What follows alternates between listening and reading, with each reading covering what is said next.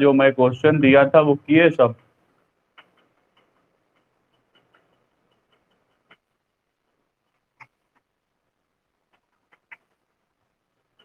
है? हाँ हाँ, जो असाइनमेंट दिया था वो वाला।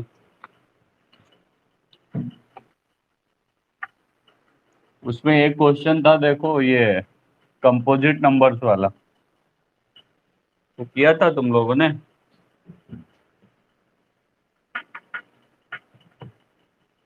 हम्म। कंपोजिट नंबर्स का एक क्वेश्चन था, देखो।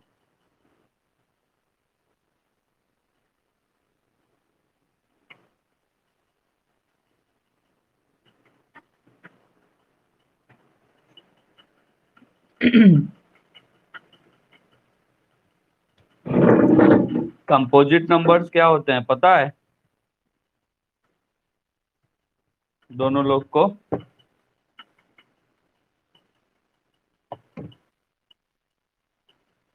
हम्म।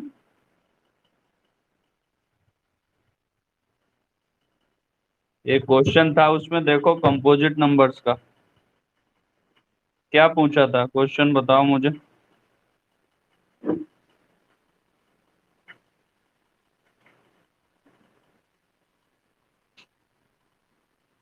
अ, नहीं, तुम्हारा कॉपी में नहीं लिखा है जिसमें सॉल्व किए थे तुम ये? उसमें शायद ये पूछा था कि अ, दो नंबर्स, दो कंपोजिट नंबर्स का एलसीएम, एलसीएम ही पूछा था क्या? क्या पूछा था? है? हाँ, क्या? देखो कंपोजिट नंबर क्या होते हैं, तुम लोग किए थे, मैं देखा था सॉल्यूशन सही नहीं था। कंपोजिट नंबर क्या होते हैं बताओ?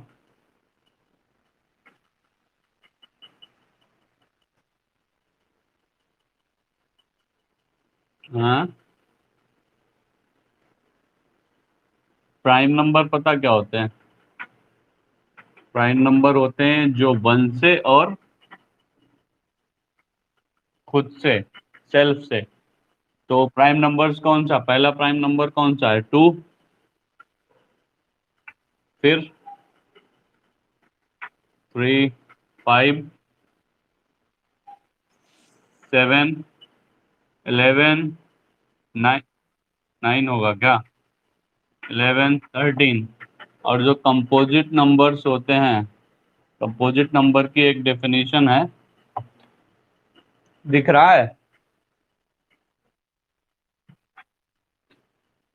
कंपोजिट नंबर्स होते हैं अदर देन प्राइम। तो पहला कंपोजिट नंबर कौन सा होगा बताओ? वन होगा। अदर देन प्राइम नंबर्स जो भी होते हैं वो कंपोजिट नंबर्स होते हैं, तो पहला वन है, सेकंड क्या होगा? फोर। फिर six. One, four, six, eight, ten. Eight, sorry, nine भी होगा, नाइन, टेन। तो उसमें क्या पूछा था क्वेश्चन में? क्वेश्चन में पूछा था पहला डबल डिजिट का शायद, तो डबल डिजिट का होगा टेन, और फर्स्ट होगा फोर। इन दोनों का शायद एलसीएम पूछा था ना? क्या पूछा था इन दोनों का? एलसीएम पूछा था। तो कंपोजिट नंबर ऐसे होते हैं, इससे उसका सॉल्यूशन आएगा। हैं?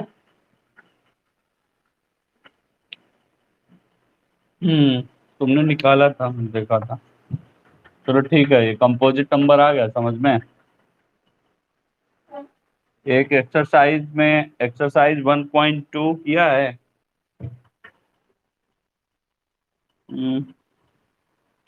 एक्सरसाइज 1.2 में कोई किसी क्वेश्चन में दिक्कत हो तो बताओ। क्वेश्चन नंबर 6 है। अच्छा, फिफ्थ में क्या है? क्या बोल रहा है फिफ्थ में? Check whether 6 to the power n can be end with the digit 0 for any natural number n। तो इसके लिए ये कोई भी किसी भी नंबर की डिजिट अगर 0 आए, सपोज 10 है, ठीक है, 10 में लास्ट डिजिट 0 आ रही है, ठीक है, तो 10 के जो फैक्टर्स होंगे प्राइम, वो क्या होंगे? 2 into 10। 10 को बेस मान के चलते हैं, ठीक है, 5। 2 into 5 है, 2 into 5। तो यही लॉजिक ले लेते हैं हम बाकी सब नंबर्स के लिए। सपोज कोई भी नंबर है, जैसे n नंबर, जैसे इसमें दिया है 6, 6 दिया है, 6 के फैक्टर्स क्या क्या होंगे? 2 into 3 होंगे। इसमें ये देखते हैं हम, कोई भी नंबर जिसके प्राइम फैक्टर्स में 2 और 5 दोनों आ रहा है, एक से नहीं दोनों आ रहा है, तो उसका लास्ट डिजिट 0 हो जाएगा। तुम कोई भी नंबर देख लो, सपोज 14 है, 14 के लास्ट में 0 नहीं है, इसमें 2 और 5 नहीं आएगा। देखो 2 7 जा 7 1 जा। कोई भी बड़ा नंबर ले लो, 150 ले लो, इधर इसमें 2 और 5 जरूर ही आएगा। अगर 2 5 नहीं आता तो इसमें 0 लास्ट में नहीं होता। अगर सपोज इसको 158 कर दो, 158 कर दिया, तो अब इसके जो भी फैक्टर्स करोगे उसमें 2 और 5 नहीं आएगा। समझे? जैसे इसका देख लो करके, 2 7 14 9, फिर ये किससे जाएगा? कि किसी की टेबल में आता है 79? नहीं आता है। ठीक है, तो इससे क्या पता चला? अब इसमें क्वेश्चन में तुम्हारे क्या कह रहा है कि 6 to the power n, 6 to the power n में n की किसी भी वैल्यू के लिए कोई नंबर हमको मिलेगा जिसमें लास्ट में 0 होगा, तो हमको सबसे पहले 6 के फैक्टर करने पड़ेंगे। 6 के फैक्टर करोगे क्या होगा? 2 3, 2 into 3 आएगा, 2 into 3 to the power n, मतलब 2 की पावर n into 3 की पावर n। 5 कहीं आ रहा है? 2 तो आ रहा है लेकिन 5 नहीं आ रहा है, तो n की कोई भी वैल्यू नहीं होगी जिसके लिए हमको लास्ट में 0 मिल जाए। नहीं होगा कोई भी वैल्यू n की। एक इस तरीके का शायद एग्जाम्पल भी है तुम्हारा, देखो एग्जाम्पल कौन सा था। एक एग्जाम्पल है, consider the number 4 to the power n। Example 5 देखो, उसमें क्या है? 4 है ना,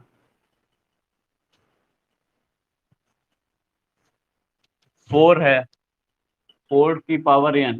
मैंने क्या बताया? 4 के तुम फैक्टर करो, क्या आ रहा है? 2 और 2 आ रहा है, 5 कहीं नहीं आ रहा है, मतलब 2 की पावर 2n हो जाएगा। इसको क्या लिख सकते हैं हम? 4 को 2 की पावर 2 की पावर n, ये हो जाएगा 2 की पावर 2n। तो 2 ही आ रहा है ना, 5 नहीं आ रहा, तो नहीं होगा इसका भी। कोई भी n की वैल्यू नहीं है जिसके जिसके लिए ये वैल्यू, इसकी वैल्यू लास्ट में कोई भी डिजिट हो उसकी वैल्यू 0 आए, ऐसा कोई भी नंबर नहीं है। और इसमें कोई क्वेश्चन है, किसी में दिक्कत? 6 हुआ है? नहीं, 6 वाला तो अभी कंपोजिट नंबर हमने बता दिया ना, अभी तो हो जाना चाहिए।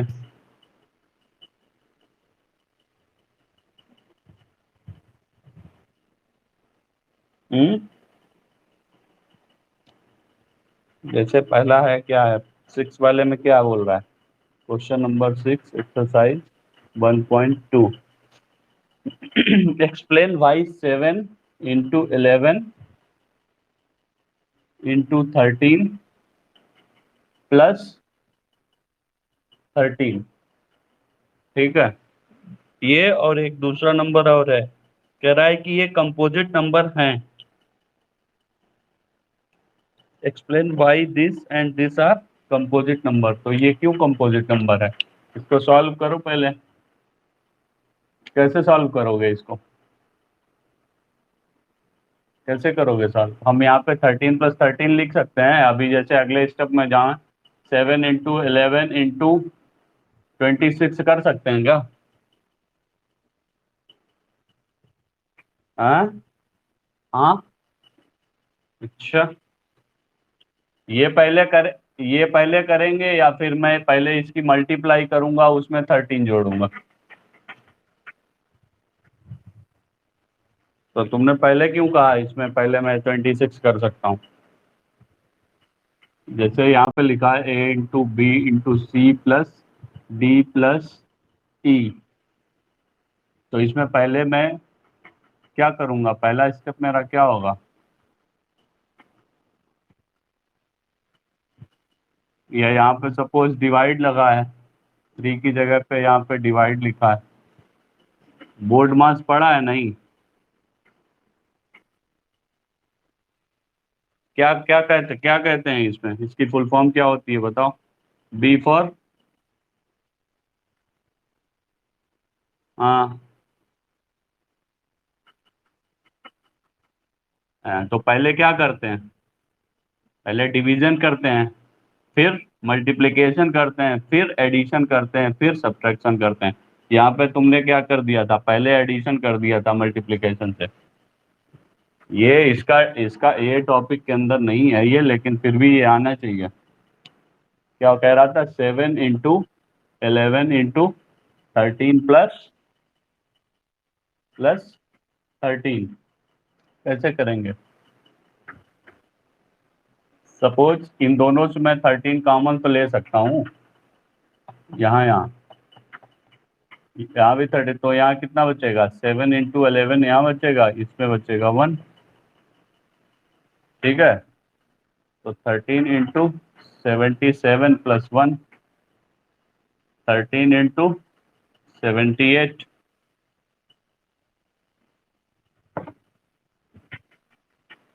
क्या बताया था मैंने?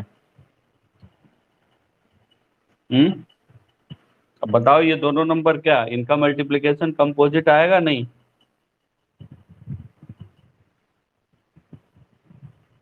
बताओ।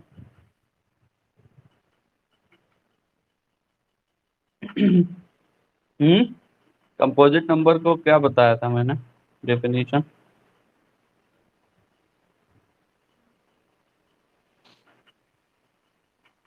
हम्म हम्म तो इसमें क्या है?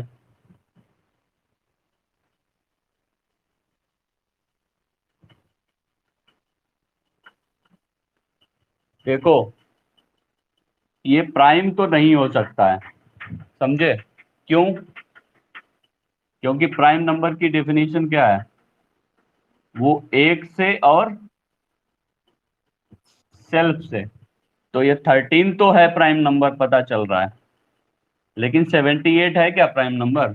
78 को मैं क्या लिख सकता हूँ? 13 × 6। तो ये 78 वो 13 का फैक्टर है, इसीलिए ये कंपोजिट नंबर है। आया समझ में? है ऐसे ही सेम, सेकंड में भी सेम ही है। सेकंड वाला जब उसको तुम अगर ओपन करोगे, बड़ा जो दो सेकंड क्वेश्चन है, 6 × 5, 7 × 6 × 5 × 4 × 3, उसको भी ऐसे करोगे, वो भी सेम ही है।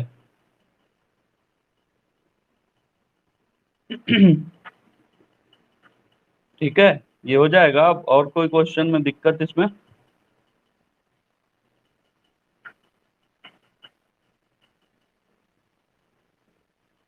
लास्ट वाला जो क्वेश्चन है वो, उसमें कुछ नहीं करना है, बस एलसीएम लेना है दोनों का। ठीक है। अब अगला है तुम्हारा, अगला टॉपिक क्या है? ये तो हो गया, ये एक्सरसाइज 1.2 पूरी हो गया ना कंप्लीट। अगला टॉपिक है इरेशनल नंबर। इरेशनल नंबर की इरेशनलिटी चेक करना।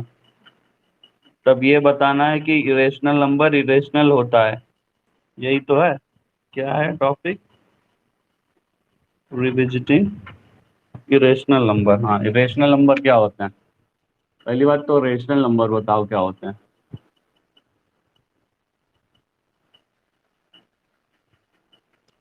Rational number P by Q की फॉर्म में हो, क्यू जीरो ना हो। रेशनल नंबर से अच्छा है पहले रियल नंबर जानो। रियल नंबर क्या होते हैं? रियल नंबर दो तरह के होते हैं। एक तो वो जो पॉइंट वाले होते हैं, दूसरे जो जो बिना पॉइंट वाले होते हैं। तो जो पॉइंट वाले होते हैं उनमें दो तरह के नंबर होते हैं। कौन कौन से? जैसे सपोज एक वो जो पॉइंट के बाद क्या हो जाते हैं, टर्मिनेट हो जाते हैं। जैसे सपोज लिखा है 1.23, ये पॉइंट के बाद क्या हुआ, इसकी आगे कोई वैल्यू नहीं आएगी। जब जैसे सपोज 4/5 लिखा हुआ है, 4/5 की वैल्यू क्या आएगी? 0.8 आएगी। आएगी ना? ये पता है कैसे आएगा? 4/5 इक्वल टू 0.8। 5 से 4 को डिवाइड कर दो, पॉइंट लगाओ, यहाँ पे 0 करो, 5 8 जा 40, रिमाइंडर 0, तो ये 0.8 आ गई। क्या इसके इसके आगे इसकी कोई वैल्यू आएगी? नहीं आएगी ना, मतलब ये पॉइंट के बाद टर्मिनेट हो गया, 8 के बाद इसकी कोई वैल्यू नहीं आएगी। तो इस तरीके के जो नंबर होते हैं वो कहलाते हैं टर्मिनेटिंग। है तो ये रेशनल नंबर ही, ये पता है तो ये रेशनल नंबर ही है, ये रेशनल नंबर ही, लेकिन रेशनल में भी ये टर्मिनेटिंग है। एक इसकी एक कैटेगरी होती है। दूसरा दूसरा टाइप, सपोज 1/3 लिखा हुआ है कहीं पे, इसकी वैल्यू कितनी आएगी? हाँ, 3 को डिवाइड करो 1 से, पॉइंट लगाया 0, 3 3 जा 9, बचा कितना? 1 1, फिर से 0 आएगा, फिर जाएगा 3, फिर आएगा 9, फिर बचेगा 1, फिर 3। मतलब क्या है, ये रिपीट हो रहा है ना। तो इस तरीके, जैसे जैसे लिखा है 0.333333, ये कभी नहीं खत्म होगा। इस तरीके के जो नंबर होते हैं उनको क्या कहते हैं? Non terminating, non terminating but repeating. ठीक है, ये भी रेशनल की कैटेगरी है। ये दोनों तरीके के जो नंबर होते हैं इनको कहते हैं रेशनल नंबर्स। ठीक है, तीसरी एक कैटेगरी होती है, तीसरी, तीसरा है जैसे सपोज लिखा है 1.232356984589, इसको देख के क्या लग रहा है? ये ना तो रिपीट हो रहे हैं, ना ये टर्मिनेट हो रहे हैं। रिपीट कहीं हो रहे हैं, दिख रहा है?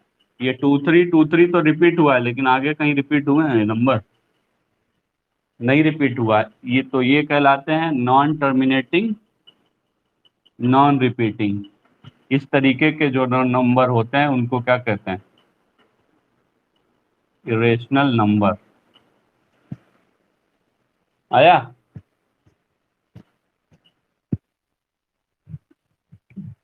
हाँ, नॉन टर्मिनेटिंग नॉन रिपीटिंग। जैसे इसका सबसे बड़ा एग्जांपल है कौन सा? पाई। पाई की जो वैल्यू होती है वो ना तो टर्मिनेट होती है ना रिपीट होती है। इसको क्या लिख सकते हैं? 3 पॉइंट कितनी वैल्यू होती है पाई की? 3.145689 ऐसे करके आगे जाती है इसकी वैल्यू। ये रिपीट नहीं होगी ना, ये टर्मिनेट होगा, कभी चलता जाएगा। और एक वैल्यू ई होती है, उसकी भी वैल्यू होती है ऐसे 2.678 करके आगे जाती है, वो रिपीट नहीं होती है। समझे? ये रेशनल नंबर कौन से होते हैं?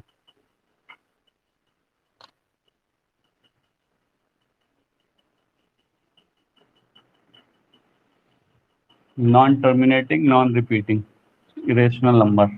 अब तुमको यहाँ पे पढ़ना क्या है? Irrational number,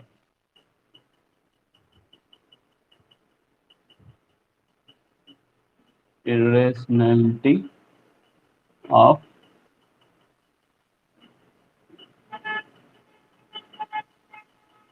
irrational number. ठीक है, हमेशा याद रखना इरेशनल नंबर की एक और पहचान होती है, रूट के अंदर कोई भी प्राइम नंबर अगर लिखा है, प्राइम नंबर रूट के अंदर अगर लिखा है, जैसे सपोज √3, क्या है ये हमेशा इरेशनल नंबर होगा।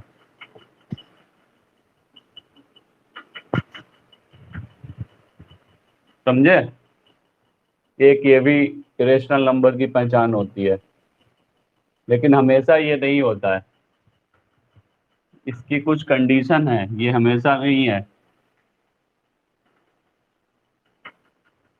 वो आगे जब पढ़ोगे तो उसमें पता चल जाएगा। एक इसकी एक पहचान है, जब इरेशनल नंबर अगर प्राइम नंबर के ऊपर रूट लिखा है तो वो इरेशनल नंबर होता है। जैसे तुम्हारा एग्जाम्पल देख लो, एक एग्जाम्पल दिया है, और इसमें पहले एग्जाम्पल के पहले एक चीज और जान लो, डिविजिबिलिटी।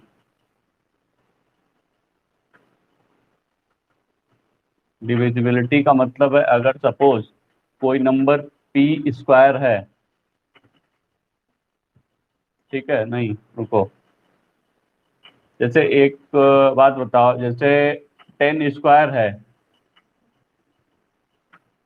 10² अगर 2 से डिवाइड हो रहा है तो 10 भी 2 से डिवाइड होगा नहीं?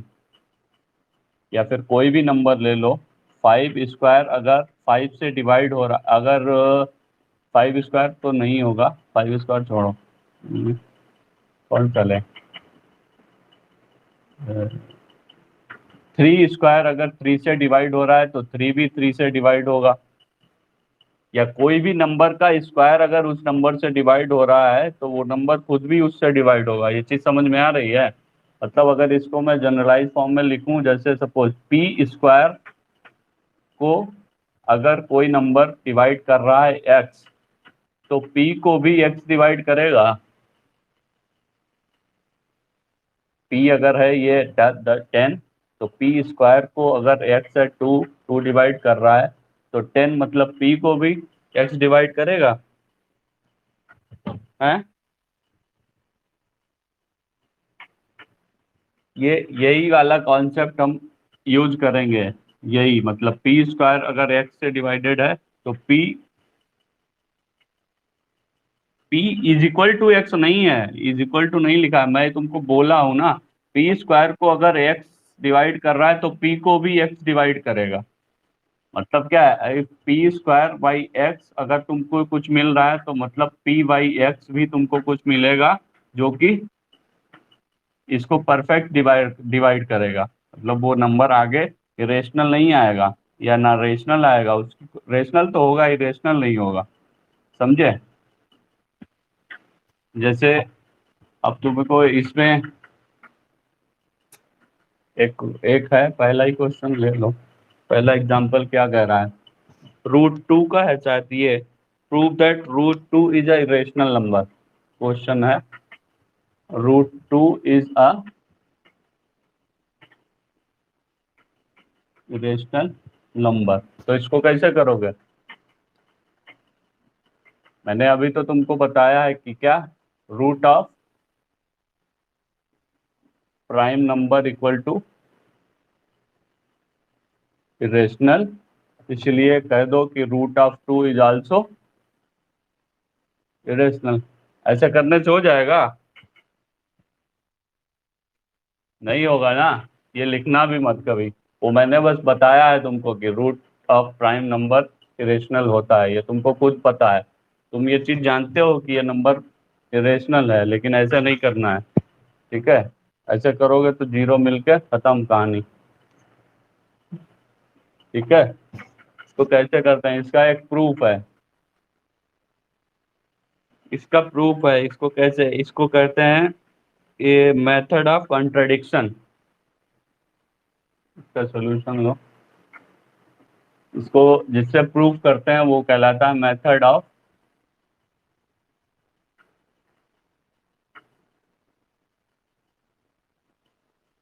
कंट्रडिक्शन। मतलब कंट्रडिक्शन मेथड क्या, तुम जो चीज मानोगे वो चीज तुम्हारी गलत हो जाएगी साबित। यही है मेथड ऑफ कंट्रडिक्शन। यहाँ पे मैं क्या करूंगा, let √2 is a rational number. ठीक है, हमको प्रूफ क्या करना है, रेशनल नंबर। हमने मान क्या लिया है कि √2 इज अ रेशनल नंबर। अगर √2 मैंने रेशनल नंबर माना है तो √2 की वैल्यू क्या होगी, p/q की फॉर्म में होगा √2। ठीक है, ये तो पहले से पता है, कोई भी रेशनल नंबर p/q की फॉर्म में होता है where q is not equal to 0। ठीक है, आया कितना। और एक चीज, where p and q are coprimes. Coprimes का क्या मतलब है, मतलब ये p और q इसके फैक्टर हैं। को प्राइम की एक और डेफिनेशन होती, HCF अगर तुम निकालोगे को प्राइम का p और q का, वो कितना वैल्यू आएगी, बताया था ना। जैसे को प्राइम है 5 और 9, किसके को प्राइम है, ये 45 के। 45 को अगर करोगे तो ये 5 से भी डिवाइड होगा, 9 से भी डिवाइड होगा। तो 45 के 5 और 9 को प्राइम्स हैं। इसका HCF अगर निकालोगे कितना आएगा, HCF ऑफ 5, 9 कितना आएगा, उस दिन निकाला था ना तुमने कनिष्क का। मैंने मैंने बताया भी था, ये चीज याद रखना। को प्राइम्स का इरेशनल ये HCF कितना आता है,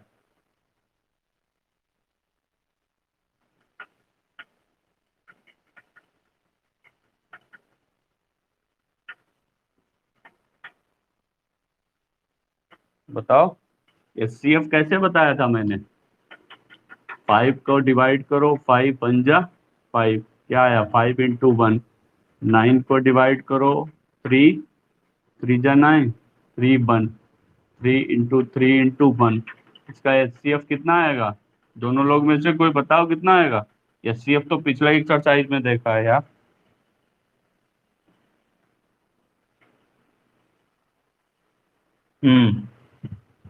HCF जब कुछ कॉमन नहीं आ रहा है तो 1। उस दिन तो ये निकाली थी, आज आज क्यों नहीं बता पाई तुम। तो ठीक है, ये पता चल गया कि इसका HCF 1 आएगा को प्राइम्स का। और ये जो p/q होता है, इसकी फॉर्म हमेशा सिंपलेस्ट फॉर्म में लेते हैं। सिंपलेस्ट फॉर्म का क्या मतलब है, अगर सपोज 50/25 लिखा है तो इसकी सिंपलेस्ट फॉर्म क्या होगी, 5 5 जा 5 10 जा 10/5, फिर 5 1 जा 5 2 जा, क्या होगी 2/1। आया। ये p/q जो होती है वो इसकी सिंपलेस्ट फॉर्म होती है। ठीक, ये भी ध्यान रखना। तो हमने क्या माना है, अब आ जाओ क्वेश्चन पे। ये तो HCF पे चले गए थे। HCF ऑफ को प्राइम क्या होगा,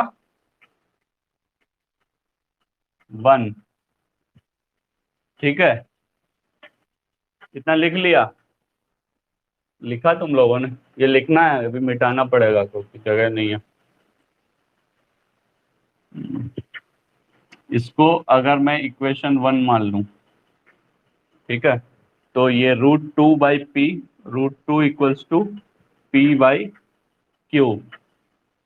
इसका मतलब क्या है, √2 q इक्वल्स टू p। अब जगह कम पड़ रही है तो हटा देना है।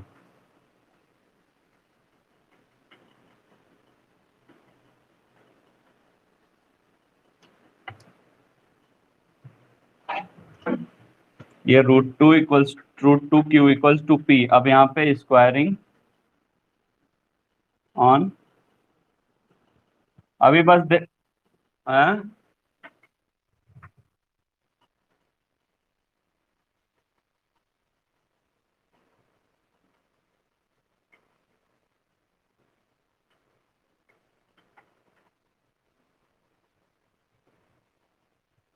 हाँ हाँ, 1 मिनट रुको देखते हैं। आया? ठीक है। अभी बस देखो, देखते जाओ। √2 = P/Q, तो इसको इधर लेगा, √2Q = P। अब क्या लिखा है? Squaring on both sides. Both sides square करोगे तो ये कितना आएगा? 2Q² = P²। ठीक है।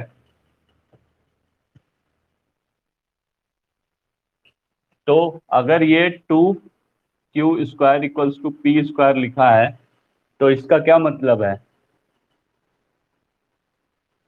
हम्म।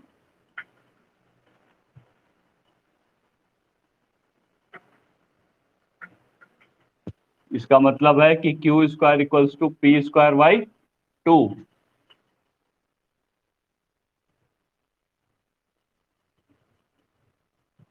यहां से क्या पता चला हमको? कि जो P² है इज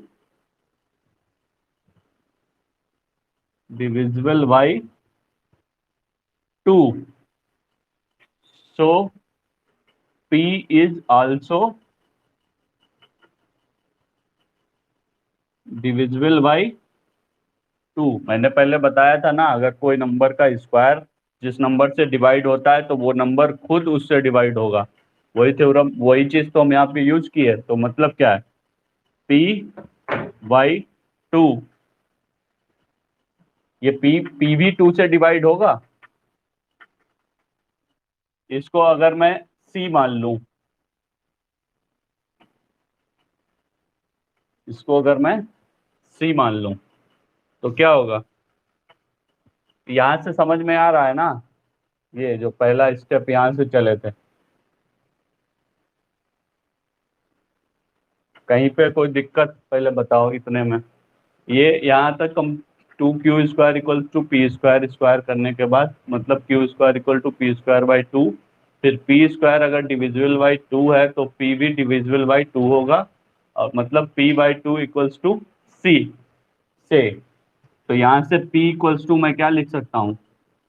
2C। P = 2C है। Put in equation 1। ये P की वैल्यू इक्वेशन 1 में पुट कर दो। ये देखते जाओ, ये यही प्रोसीजर सबके लिए यूज होगा। एक बार बस समझ लो, बाकी कोई भी क्वेश्चन आएगा कर दोगे। P = 2C। इसको अगर इस इक्वेशन में हम पुट करें तो क्या होगा?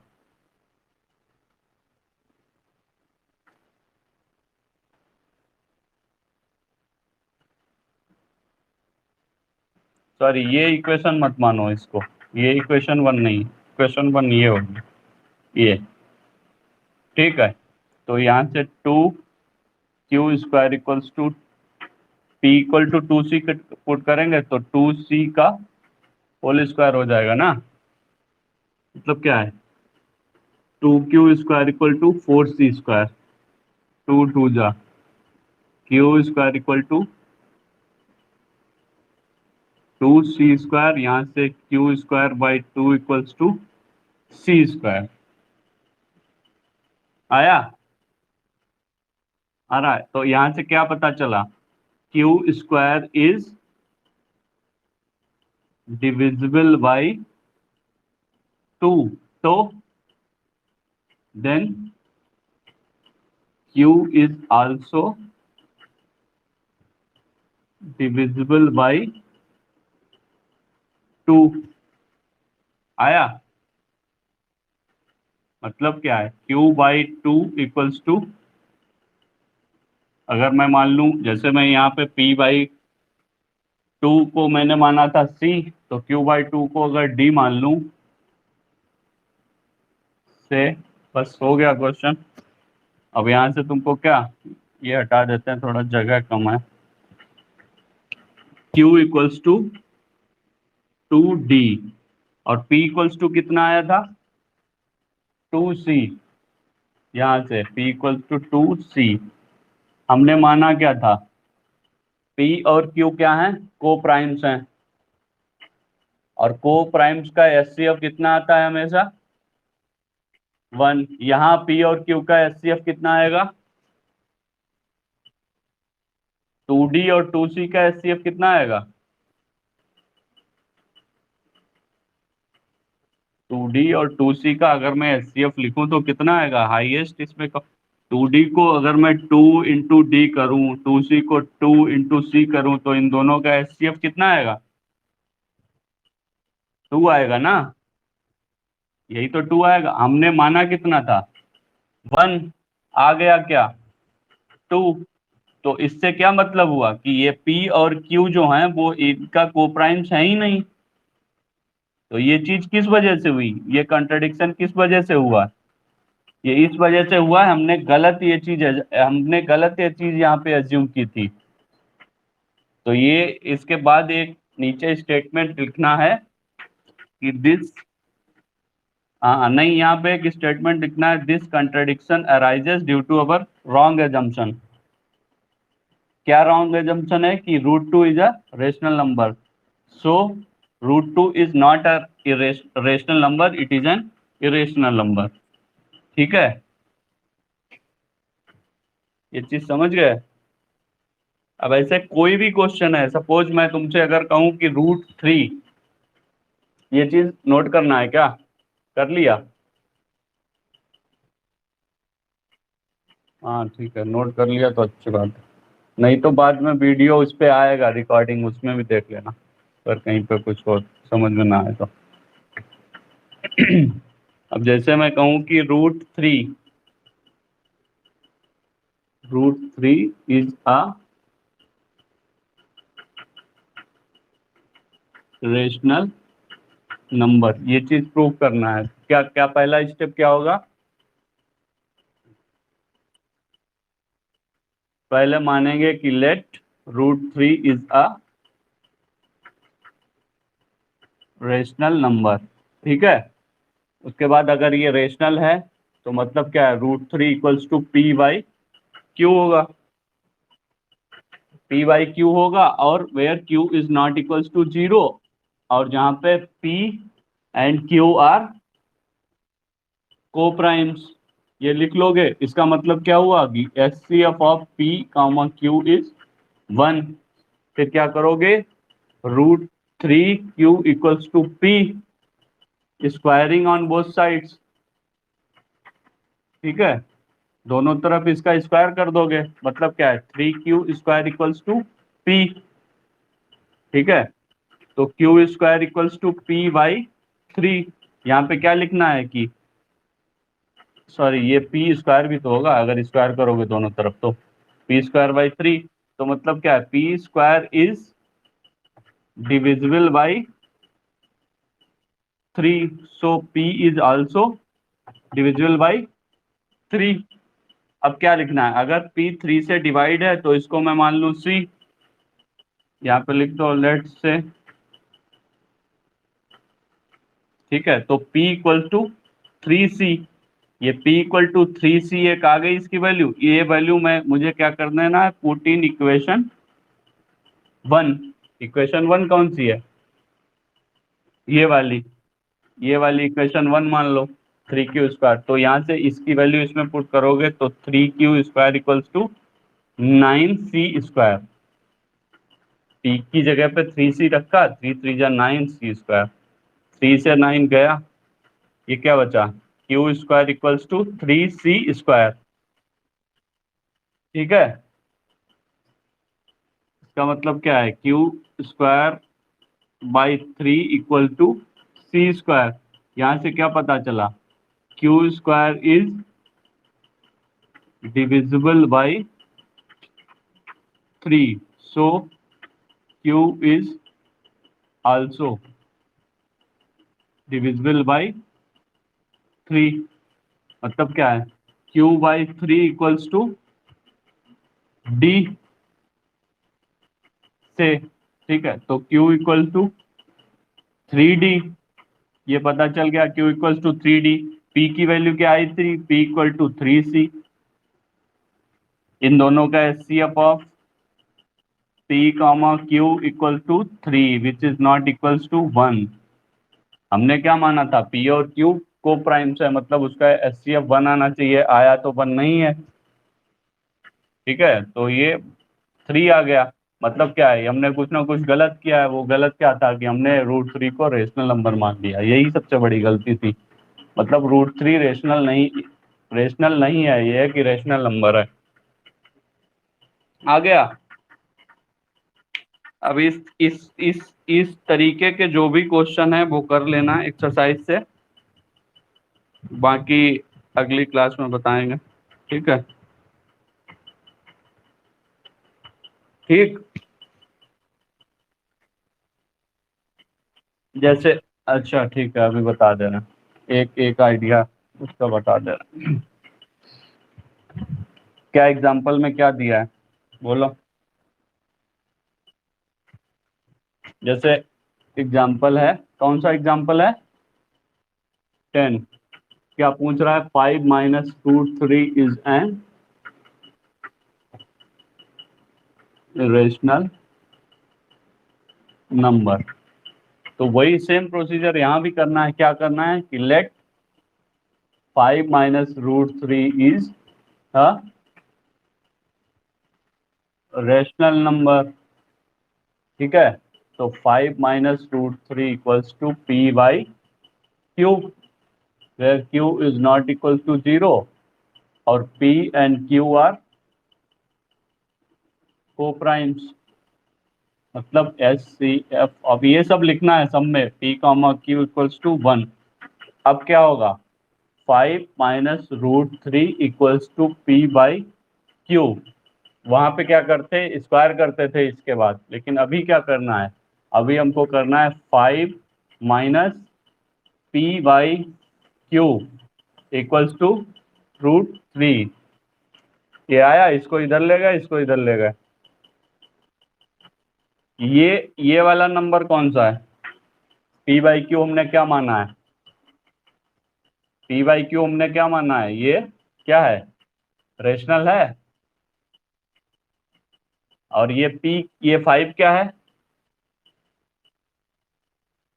5 क्या है? 5 रेशनल नंबर है या इरेशनल नंबर है? कोई भी नंबर जैसे 5 लिखा हुआ है, ये एक इरेशनल नंबर है, क्योंकि irrational number P by Q की फॉर्म में होते हैं। तो इसको डिवाइड बाई 1 ले लें तो पी बाई क्यू की फॉर्म आ गई। मतलब ये भी रेशनल नंबर है। और रेशनल में से रेशनल नंबर अगर घटाओगे तो क्या आएगा? ये भी एक रेशनल नंबर आएगा। क्या रेश और ये √3 क्या है? हमने पिछले ही एग्जाम्पल में निकाला था कि √3 क्या है। अब तुम यहाँ पे लिख सकते हो, ये चीज बता सकते हो कि √3 एक ये इरेशनल नंबर है, क्योंकि ये केवल √3 को प्रूफ नहीं करा रहा है, ये पूरे इसको प्रूफ करा रहा है। तो इसको तुम लिख सकते हो कि ये इरेशनल नंबर है, इरेशनल नंबर है। ठीक है, तो क्या कोई रेशनल नंबर इरेशनल नंबर के बराबर हो सकता है? नहीं हो सकता ना। क्या √3 कभी 5 के बराबर हो सकता है? क्या √7 कभी 9 के बराबर हो सकता है? कभी नहीं हो सकता। ये तो वही बात हो गई, कुत्ता इक्वल टू बिल्ली, कुत्ता बिल्ली के बराबर कभी हो सकता है? तो ये गलती क्यों आई? ये चीज क्यों आ रही है, किस वजह से? ये कंट्रडिक्शन किस वजह से आ रहा है? ये this is due to our wrong assumption that 5 minus √3 is a rational number.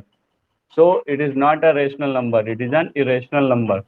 ठीक है, इस टाइप के क्वेश्चन भी देख लेना, एक्सरसाइज में कर लेना, बाकी फिर अगली क्लास में बताएंगे। ऐसे ही होते हैं ये यही है, इसमें और कुछ नहीं है। ठीक है, आज यहीं तक रखते हैं, अगली क्लास में बताएंगे। बाकी कोई दिक्कत हो ना बताना, उस पर कोई किसी क्वेश्चन में डाउट हो तो व्हाट्सएप पे भेजना। ठीक। ठीक।